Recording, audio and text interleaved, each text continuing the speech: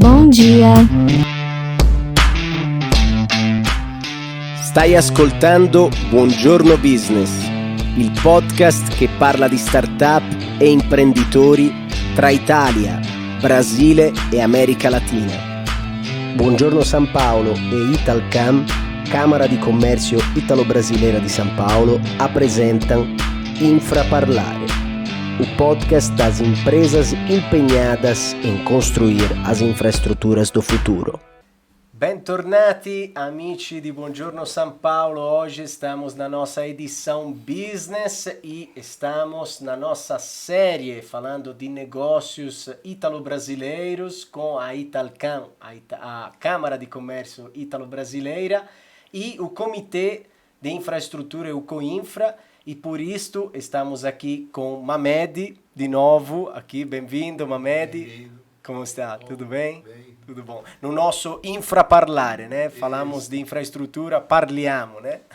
Isso mesmo, é muito bom estar aqui de novo, tá conversando com vocês no nosso Infraparlare, com dois temas aqui super interessantes aqui que a gente tem que conversar de investimentos, financiamentos, seguros e riscos e tudo mais que são importantíssimos aí para os nossos projetos em infraestrutura. Muito bom estar falando com Então, vocês. Mamed, já vamos conhecer os convidados de hoje, né?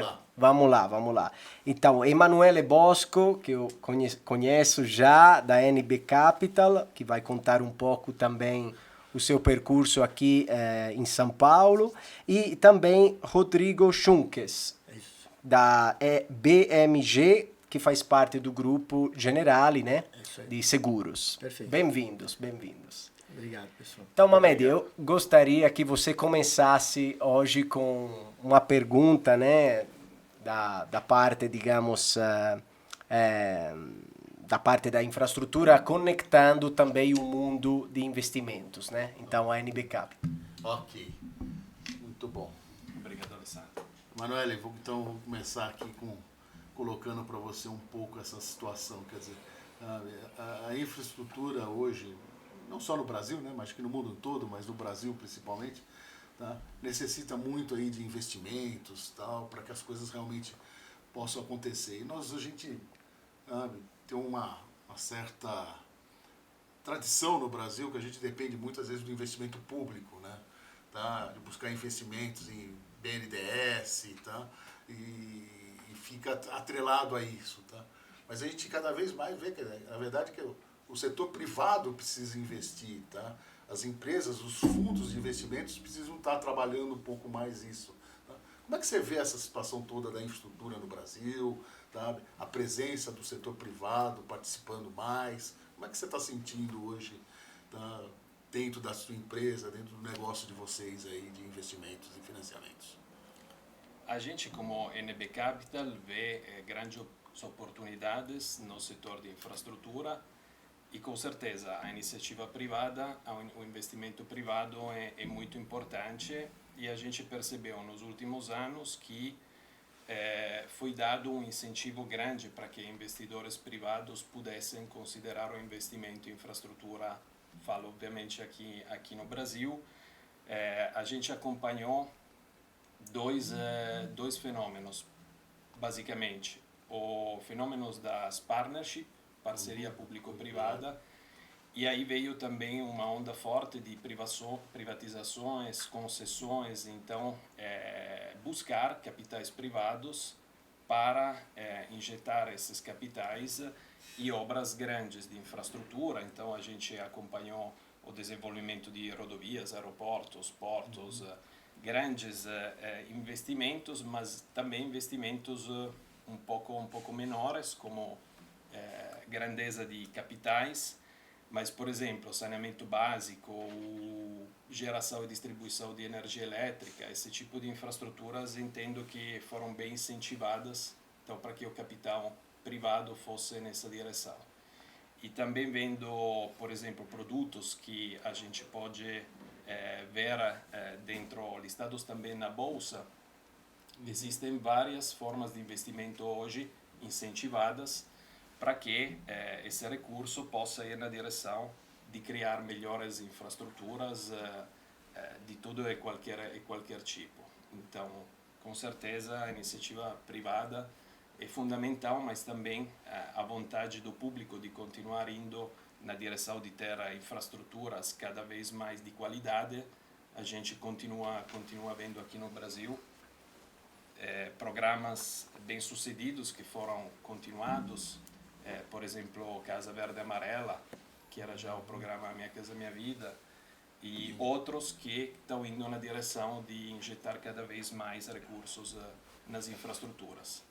E acho que os juros que, fora esses últimos meses pós-pandemia, que voltaram a crescer, mas a gente viu até final do primeiro semestre do ano passado, estavam num patamar muito baixo. Falo da taxa Selic. Esse para nós era um indicador importante de um incentivo, vamos dizer, para injetar recursos na economia real e não deixar o dinheiro parado em conta corrente em aplicações financeiras. Então, isso também a gente percebeu que foi um incentivo para aumentar investimentos na direção de infraestrutura e economia real. Muito legal. E você, só complementar um pouco, tá? O pessoal tem falado muito aí nesses green bonds, né, tal, os fundos verdes e tudo mais, tá?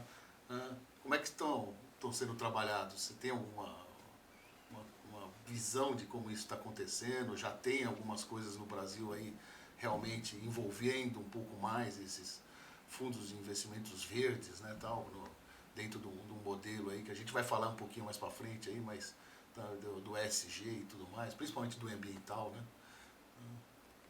A gente vê claramente essa direção. E ESG realmente está sendo incorporado um pouco, tanto nas iniciativas privadas, públicas, formas de investimento, cada vez mais vão na direção do ESG. Acho que a tese de investimento de fundos, um pouco de todos, está indo cada vez mais nessa direção.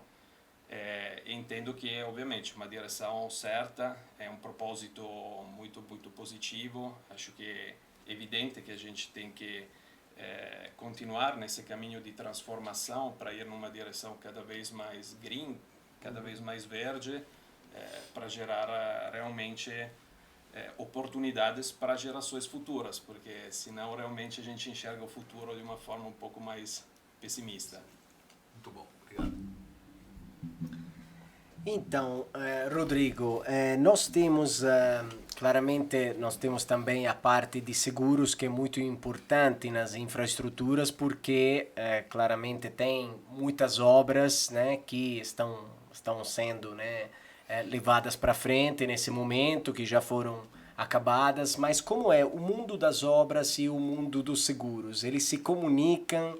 As empresas têm que fazer o seguro, claramente, quando abre uma obra por várias questões, né? Exato.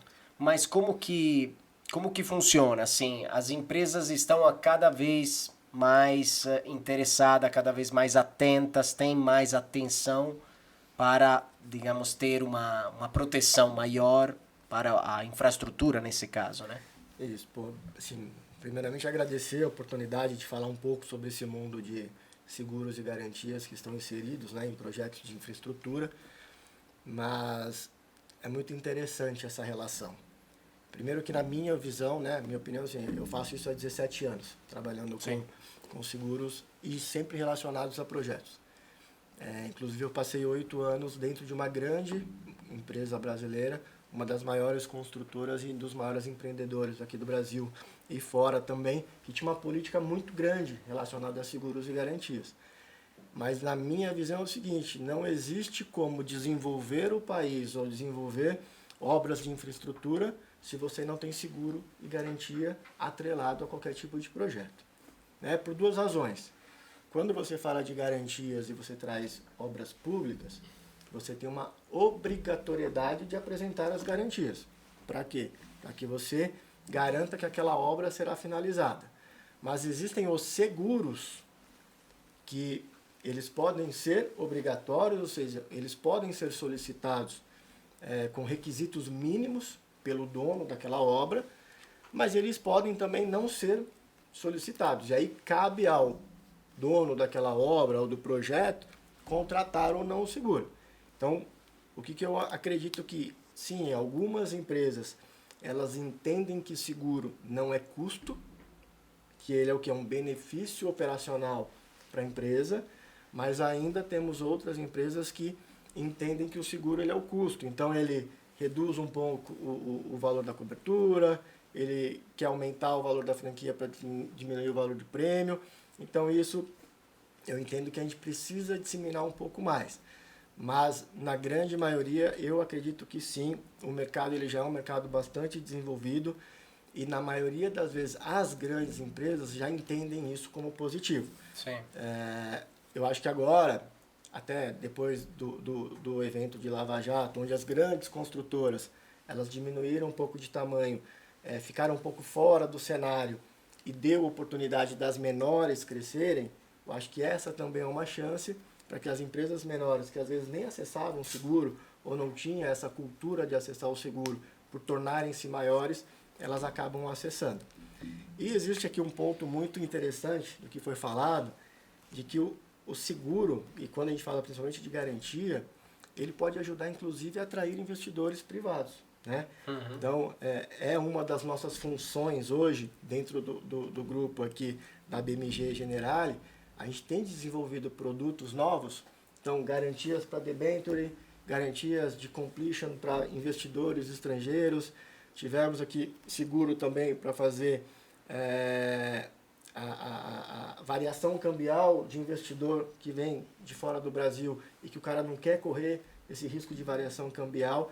Então a gente tem estudado vários outros ramos de seguro e dentro do garantia que ele tem alguns objetivos. Trazer maior liquidez para os tomadores ou para as empresas e trazer mais conforto para os investidores, principalmente privados. Porque o público, o BNDES, ele conhece o produto, ele tem ali também já a forma de operar através de fiança bancária ou através de garantias dos acionistas. Mas também eu vejo que o BNDES ele também tem se reinventado, né? Então ele tem montado estruturas diferenciadas de financiamento, mas para o tanto de infraestrutura que a gente precisa no Brasil, só o BNDES não dá. Não é possível a gente desenvolver tudo o que é necessário só com o BNDES. Então, eu acho que o papel fundamental do mercado segurador é encontrar novas ferramentas de seguro e garantias para que traga mais conforto para o sponsor daquela obra e também para os investidores. Então, acho que é um grande diferencial que o mercado tem e caminham juntos. Tá certo. Sem seguro, eu acho que não tem infraestrutura e sem infraestrutura, o seguro também ele não caminha. Então, acho que eles precisam caminhar juntos e cada vez mais disseminados. É uma oportunidade para os dois, né? Para os dois Exatamente. segmentos. Porque você traz uma segurança empresarial para aquela obra, né? A gente não precisa ir muito longe. Recentemente a gente teve um problema numa obra de metrô, um problema muito grande em São Paulo. E se não tem seguro ali? Com quem que fica o prejuízo? Fica com o acionista. Então, o seguro, ele não pode ser considerado um custo. O seguro ele faz parte. Sim, faz parte da obra, digamos. Exatamente. Exatamente. Manuel sabe. A gente teve duas experiências diretas próprio nesse sentido, tanto na construção do empreendimento industrial logísticos que fizemos, um business park em Jundiaí, tivemos obviamente que buscar para um parceiro que nos permitisse de ter um instrumento de seguro certo para todas as etapas, tanto na fase de construção, mas também uma vez que a obra está realizada, por tudo que pode acontecer no pós-entrega, porque Perfeito. tem um ocupante e sabemos que no Brasil existem eventos atmosféricos, por exemplo, que você tem que pensar que pode vir uma chuva muito forte ou algo que... a obra, né? Com certeza. E depois, no caso, por exemplo, de um empreendimento com investidores para renda, por exemplo, se acontece algum sinistro e o galpão fica, o imóvel fica sem possibilidade de ser usado, como fica a questão do aluguel? Quem paga o aluguel? Quem não está usando, obviamente, não vai querer pagar aluguel. Por outro lado, o proprietário fica sem uma previsão de renda. E existem instrumentos também para cobrir esse risco, ou seja, também ter uma cobertura do aluguel a longo prazo que permita de fazer as manutenções e reformar o prédio. Então, Acho que realmente isso é fundamental e ajuda com certeza a deixar todo mundo com mais segurança, particularmente o empreendedor e os investidores que apostaram naquela obra. Muito bom. Muito bom. Vamos lá. Ele comentou aqui com a gente, o Rodrigo deu a questão assim de grandes empresas envolvidas no setor, trabalhando hoje no setor de infraestrutura e tudo mais. Emanuele, nós estamos num momento hoje que a inovação é um grande negócio, vamos dizer assim, né? E isso tem puxado aí diversas empresas e surgindo, inclusive, as famosas startups, né? Empresas aí começando, tá? Saindo praticamente do zero, com ideias fantásticas aí, tá? De melhorias, tá? Às vezes muitas coisas assim, simples até, né? Porque às vezes simples, como dizer assim, no modo da concepção, que às vezes é um aplicativo, né? Não é uma empresa realmente tal, que está sendo constituída, uma grande indústria tal, não sei do que lá, mas às vezes um aplicativo tal que está saindo, tá? Mas que ele precisa também de investimento, precisa ter um aporte, tá? Financeiro para poder começar a fazer o negócio dele sair do zero, vamos dizer assim, tá?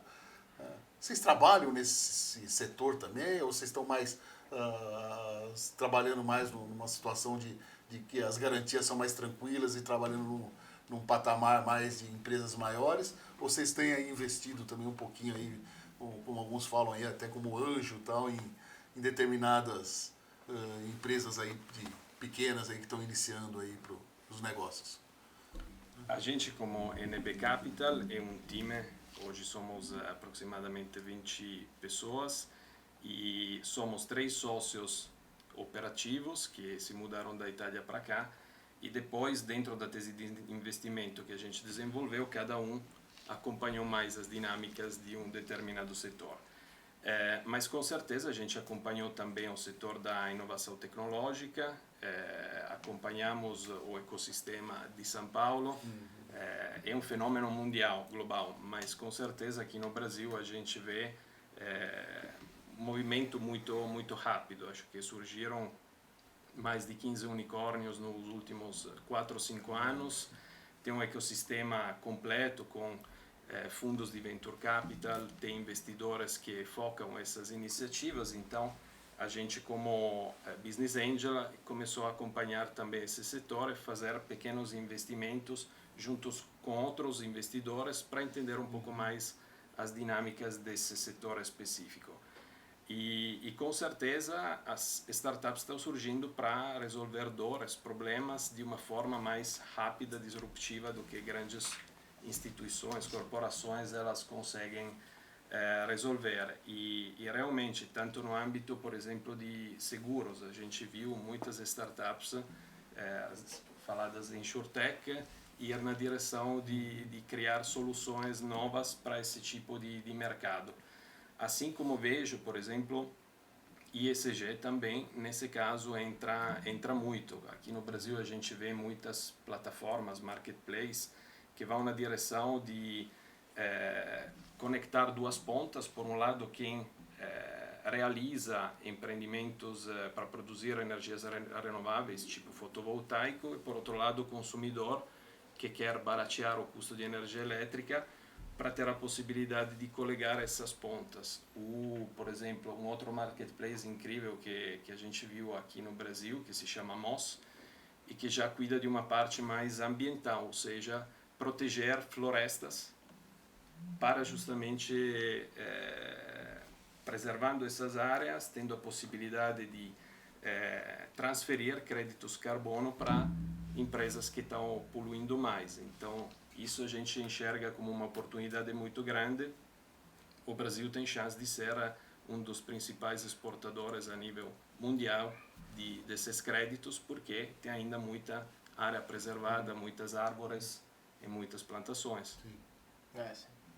E também o Brasil, especialmente São Paulo, né, onde a gente está gravando, é um dos maiores exportadores, como você falou, de unicórnios, né, de startup que viram scale-up, que viram empresas globais, né, partindo, uma vez você falou, quase parecia uma piada, né, partindo de um aplicativo, mas na verdade vai ser um aplicativo disruptivo que resolve problemas, como você estava dizendo, que as grandes empresas não enxergam, não estão conseguindo resolver.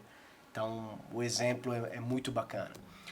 E, bom, vamos aproveitar agora da nossa conversa, mas também da nossa pausa, né? A nossa hora do café. Nós temos sempre essa pequena pausa chamada hora do café. Então, voltamos já. Buonasera, mi fa un caffè? Subito.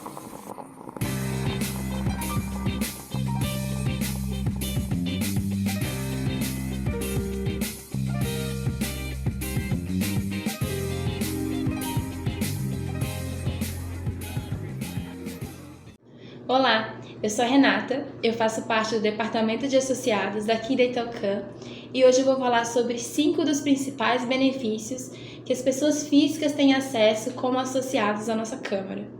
Número 1. Fazer parte de uma ampla rede de networking composta por profissionais interessados no mercado do Brasil e da Itália, além de empresas que atuam em ambos os países.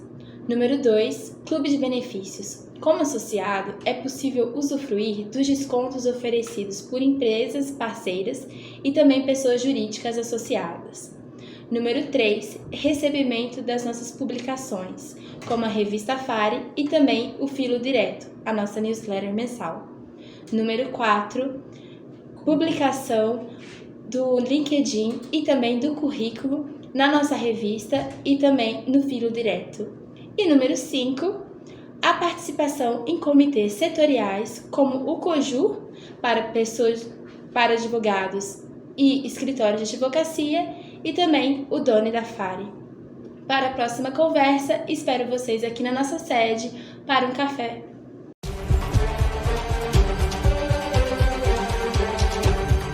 Bom, voltamos do nosso cafezinho, a hora do café, e estamos aqui com o Rodrigo, da BMG Generali. E estamos falando também com Emanuele Bosco da NB Capital de ESG, né? Um tópico muito importante para empresas nos últimos anos. Existem alguns modelos de seguro, algumas, digamos, algumas atividades que podem ser conectadas a seguro, que podem dar benefícios ou que podem proteger, né? Sim, eu acho que assim, hoje o tema ESG ele está em pauta no Brasil, sim, mas ele chegou um pouquinho tarde, né? A gente vê que na Europa, Estados Unidos, esse tema ele já está mais avançado. Mas esse tema ele sempre foi muito importante, principalmente quando a gente traz situações de projetos e de infraestrutura. Então, nessa caminhada que a gente tem, o que a gente consegue perceber? Que todos os projetos, né, onde você tem um apelo ambiental muito grande, onde você tem uma grande mitigação de risco, ele fica mais vendável, né? E o que eu quero dizer com mais vendável? Você vê as soluções de seguros específicas para aquele projeto, elas são vistas com bons olhos, então o subscritor ou a seguradora ele já analisa de uma forma diferente. Você sempre quer entender como que a mitigação desse tipo de risco, principalmente relacionado ao ambiente, isso está acontecendo. E um ponto bastante importante que eu acho que a gente ainda explora um pouco aqui no Brasil. Quando você fala de subsídios através de IFC, Banco Mundial, CAF, todos os projetos com apelo, né, ambiental, esses caras têm um grande interesse. Então, olha a estrutura de seguro que a gente já conseguiu desenvolver para projetos onde esse apelo ambiental, o apelo do ESG, ele é bastante visto. Você consegue trazer essas multilaterais não só para o funding do projeto, então além deles entrarem para o projeto trazendo funding, eles entram também suportando as apólices de seguro e de garantias, fazendo um papel de ressegurador. Então, você consegue alavancar o funding do projeto, financiamento, e consegue alavancar o seu programa de seguros e garantias. Então, existiram alguns projetos, né, que a gente conseguiu viabilizar, com participação ali de AFC, de CAF, IDB, que para cada R$1 que a seguradora colocava, ele colocava R$1 também. Então, se você precisava ali de 200 milhões de capacidade de seguro, você conseguia 200 na seguradora, 200 numa multilateral, e isso ia para 400 milhões. Então, você aumenta totalmente, né, o seu potencial dentro desses projetos. E agora o que a gente tem estudado na BMG Generali é o quê? É um seguro garantia relacionado a Green Bonds. Porque tudo se fala de garantir retorno do investidor, garantir conclusão da obra, garantir os adiantamentos de pagamentos que são feitos, mas e garantir a boa execução referente ao meio ambiente? As obrigações ambientais que aquele cara, ou sociais, ou de compliance que aquele cara tem dentro daquele projeto. Por que não criar um produto, desenvolver um produto que garanta o cumprimento dessas obrigações? Né? Eu acho que isso é muito bom para a sociedade, para o projeto, para o meio ambiente. Então, nós, né, como mercado segurador, nós estamos bem ligados a isso. É um tema que não dá para esperar para você começar a falar ou desenvolver, ele está aí. Né? Não temos mais tempo para esperar ou para empurrar para frente, não temos mais isso. Então, ali na BMG Generali, a gente tem se preocupado muito. A gente percebe que todos os resseguradores que estão por trás também das nossas operações também são empresas bem preocupadas, né, com o assunto ESG. Então, acho que tem tudo a ver, e eu acredito que a tendência é que boa parte dos projetos, né, daqui a um tempo, eles sempre sigam nesse mesmo desenho. Né? E aí você traz o funding, aí você traz as coberturas do seguro, né? Tudo que está atrelado ao processo. Essa questão do funding é interessante, né? Porque senão ficaria meio a proteção de uma atividade, digamos, tradicional, né? Eu, seguradora, faço o seguro porque é uma atividade, mas ajudando também no funding é um comprometimento forte, né? Um compromisso. É isso. Então você traz o cara para o projeto, né? Mas exato. por que você traz? Porque ele é um projeto autossustentável, um projeto social, um projeto onde o ambiental... Senão é um projeto qualquer, né? Exatamente. Então, assim, dependendo do tipo de projeto, a localidade, o que você precisa fazer, vai ser complicado você colocar o ESG ali, né? Dependendo do tipo de projeto. Mas eu acho que a grande tendência é a gente se preocupar cada vez mais com isso. E o mercado segurador, ele tem se preocupado, com certeza. Tá certo. E acho assim, seguindo essa linha, né, do ESG e tudo mais, tá? A gente pensando, né, no que tem...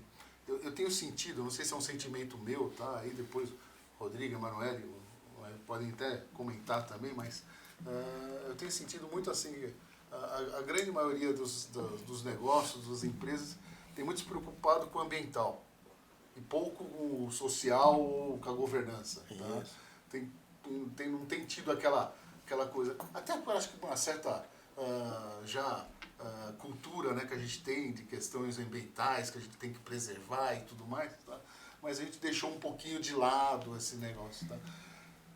Como é que vocês estão vendo lá dentro da NB Capital? Assim, vocês estão sentindo isso também? Vocês acham que as empresas precisam se preocupar também com a questão do compliance, com a questão do investimento social dentro do projeto? Como é que vocês acham que isso está evoluindo lá dentro e tal? E isso tem diferença na hora do investimento, na hora do financiamento? Isso realmente traz um ganho para a pessoa, além do ganho normal dele, vamos dizer assim, de ser uma empresa ESG, mas ter um ganho, vamos dizer assim, na hora da contratação do serviço do serviço, mas do financiamento em si, tá? Que você está trabalhando. Como é que vocês veem esse lado aí? A gente vê, sim, claramente que a direção vai cada vez mais no sentido de ESG. Acho que o impacto cada vez mais é importante mostrar realmente como você quer impactar, qual realmente o propósito que está por trás.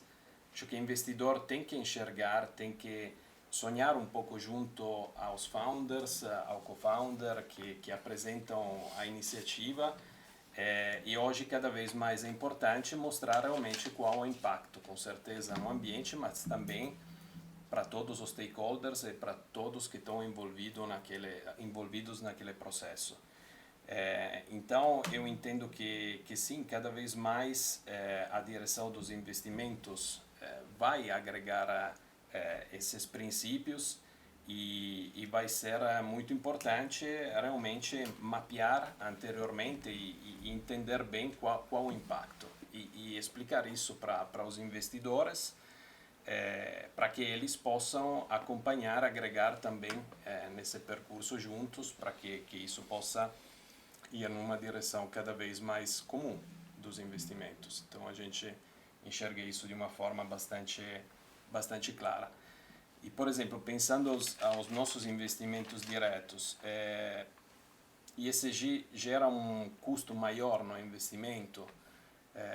Isso talvez sim, por exemplo, mi vem na cabeça, voltando a falar um pouco do Business Park que realizamos, a gente contratou a Fundação Vanzolini, aqui em São Paulo, para que ela nos acompanhasse na fase de projetação e execução da nossa obra, para incorporar critérios de sustentabilidade de uma forma concreta, ou seja, para realmente impactar todo o ambiente que estava ao redor da obra que a gente ia gerar.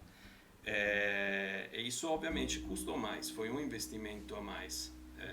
Mas se eu tivesse que falar pessoalmente como desenvolvedor, os investidores todos foram muito satisfeitos de ter feito esse investimento a mais, porque isso de alguma forma retorna, porque a gente vê os funcionários que frequentam o nosso condomínio, na pausa do café, na hora do relax, eles podem aproveitar de uma área verde e de uma área toda equipada que realmente permite de regenerar as energias, por exemplo.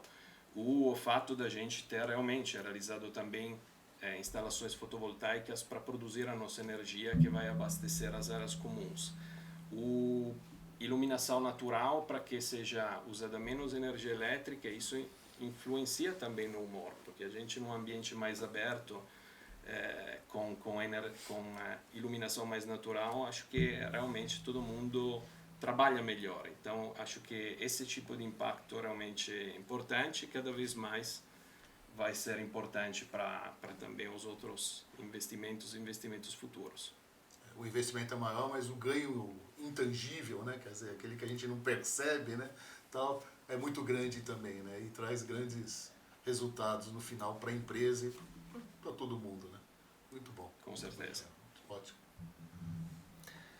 Então, Rodrigo, nós sabemos que hoje, né, a infraestrutura ela não é simplesmente algo de como rodovias, também é isso, mas tem toda a parte, né, mais tem infraestrutura, por exemplo, de 5G, tem infraestrutura que é importantíssima hoje para nós ficarmos conectados e trabalharmos melhor, né, porque a gente trabalha com conexão.